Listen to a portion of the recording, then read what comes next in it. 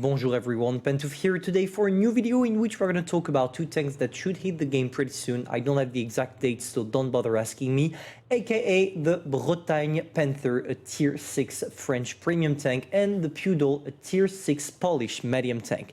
I forgot to add that part, but if you want to take a look at what the P2W looks like, as you can see, it's pretty similar to the tank we're going to talk about in this video.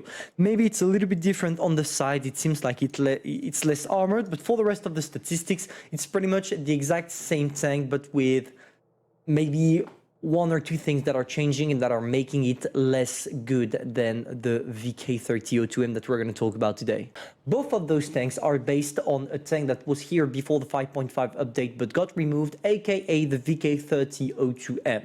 And if I had to sum up the tank briefly, I could say it's a Panther at tier 6 with some differences toward its main and big brother.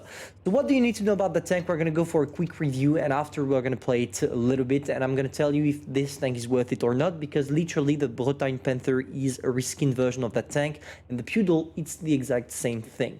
So first thing first, when it comes to the gun, you have an amazing one on this one. This tank was before leading to the Panther, therefore, as for those of you that play the Panther, you already know that this tank is really good when it comes to the gun.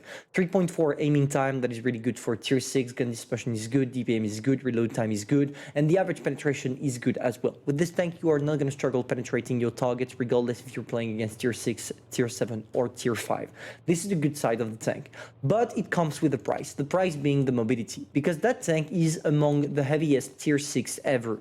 And the problem when you are heavy is that you struggle reaching your top speed, and that's the case of that case because of the tank. Because when it's launched, you see that you can go to 60 kilometers per hour, which is quite good for a tier 6. But for you to reach that speed, it's going to take you some time because, yeah, it's not the best thing about that tank, and the acceleration kind of sucks. When it comes to the rest, your turret is really good when it comes to bouncing shells, and that's it. Because even if it feels like a Panther, because for those of you that know that, the Panther got buffed a couple of updates ago, and they strengthened the frontal armor. On this tank, it's not the case. This one will struggle and get penetrated by pretty much every single tier 6 you're going to encounter. Maybe if you're facing tier 5 or tier 6 by angling your hull, you will be able to bounce, but otherwise don't try it at all. For the rest, that's pretty much how I'm equipping my tank. I'm not going to bother explaining too much, but basically gun rammer because I don't need to increase my penetration, and then gun lane drive and vertical stabilizer because my gun dispersion is already great. Defense system or improve module, you can go for both, but I would go for improve module on this tank simply because it's a tank made for ramming. Improved assembly for you to have a little bit more hit points. Toolbox in order, no, just because an instruct is useless, I don't need to make up an excuse for that.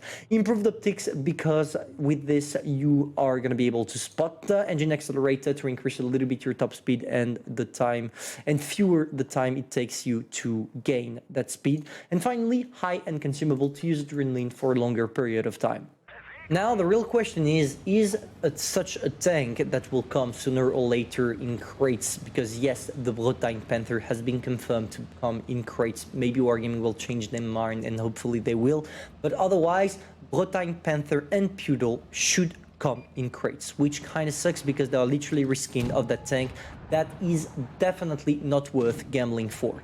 Even getting that tank in your garage, I don't feel like you will be playing it because there are way better tanks at tier 6 for you to play. For example, the STRV, the SU-100Y, all these kind of tanks, or even Battle Pass tanks. The last one is pretty cool as well. And to be fair, it's kind of a shame if Wargaming does that. I don't know yet.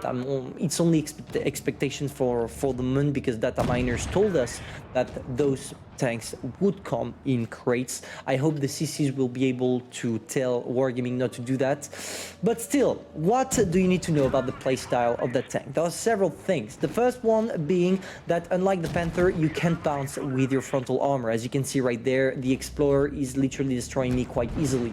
What you want to do in this scenario is only showing your turret. When you show only your turret, as long as they're shooting at the gun mantlet, you should be able to bounce, except if it's a tier 7 using a PCR. Here they will penetrate, but otherwise you will be able to bounce such shells. And this is a cool thing because it means that with this tank, as long as you stay in all down, you are literally a heavy tank with a way better mobility, which kind of makes it interesting in my opinion, because that's an E50M at tier 6. But for the rest, yeah, don't count on it. On top of that, the ramming ability that this tank has, here I took way more damage on the Panzer 4J than the damage I made, simply because it didn't have enough hit points. That was a little bit too much. With this tank, when you ram, let's say that it's not necessarily worth it. It's worth it with a Panther, it's worth it with an E50 and E50M, but with this tank, it's the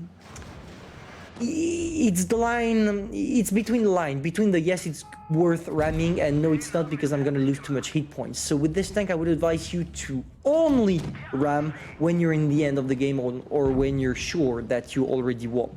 For the rest, as you can see, the mobility is kind of bad. Let's put some words on that, because just take a look at the time it takes me to reach my top speed. Look at this: 44, 45, 46, 47. It's really long, and the problem is you don't want a tank that takes so much time. Maybe Wargaming will do something for the Poodle and the Bretagne Panther to be a little bit better when it comes to the weak points of the VK30-02M, because otherwise both of those tanks are not worth it. But at least props to Wargaming for not releasing two better versions of that tank. Maybe there will be difference, such as it's the case for Battle Pass tanks, but maybe on the other hand that they will just be similar, and therefore it would prove us that Wargaming doesn't make only premium and broken tanks all the time. Hopefully you enjoyed. If that's the case, feel free to subscribe, like, and share. I'm gonna see you soon.